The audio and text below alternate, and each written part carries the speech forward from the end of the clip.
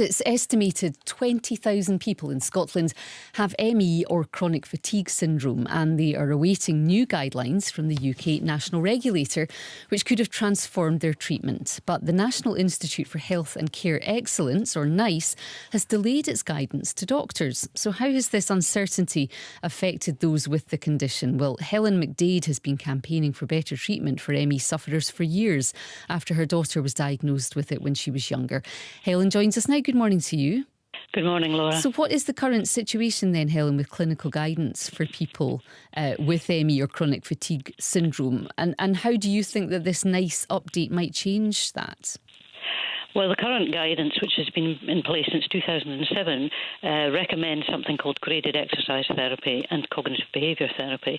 And graded exercise therapy, thousands of patients have reported harm, have reported that they started this and they were worse at the end. And indeed, there was a petition taken to the Scottish Parliament in 2018 where Emma, the girl who took it, said she had walked into the treatment and come out in a wheelchair.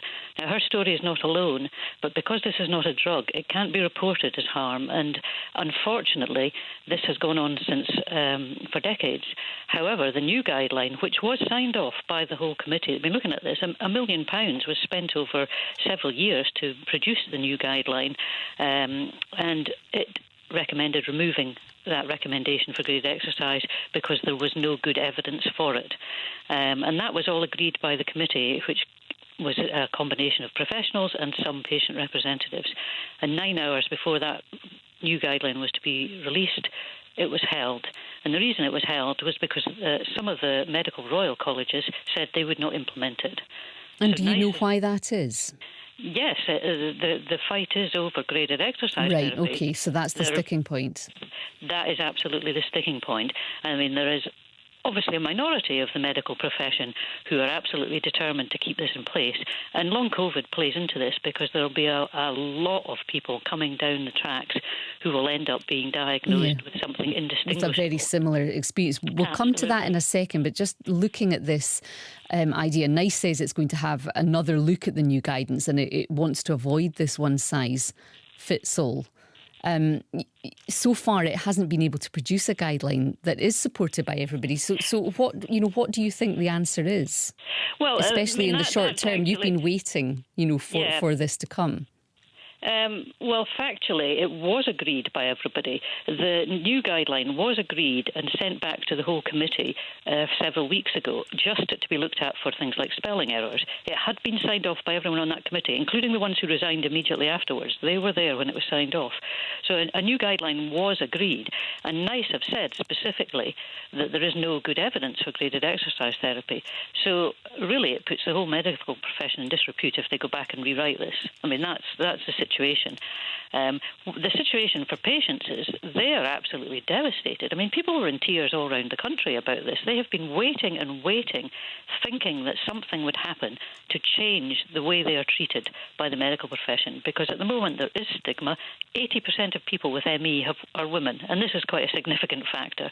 It has never recovered from psychiatrists having the view that this is caused by psychological problems and deconditioning, despite the research that's come through in recent years about the mitochondria, which produces energy in your cells, and various other aspects of the immune and neurological system. Mm-hmm. And you mentioned long COVID. There's obviously been a lot of focus on the effects of long COVID on people just over the last 18 months or so.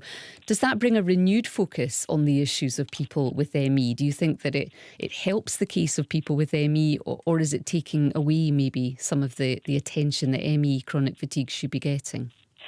Well, the best thing would be if people recognise the similarities, and if particularly the politicians take a lead here and say we must get something to look at across the board to get the research which has been done, which helps both these conditions to be taken forward. And one of the main things which could happen now is patient groups recognise that the best thing people can do with ME, or indeed with long COVID, if they have what's called post-exertional malaise, which is, it's not tiredness, it's not going out and going for a walk or doing some exercise and then, having a bit soreness as if you've been exercising. It's a recurrence of really serious symptoms, and some people never get out of their beds again. So long COVID people can learn from that as well, and that can only happen if the medical profession accept that they've been going down the wrong road and that they have been led by a few people whose careers depend on this not being taken away. Helen, thank you for your time this morning. Helen McDade there, who is an ME campaigner.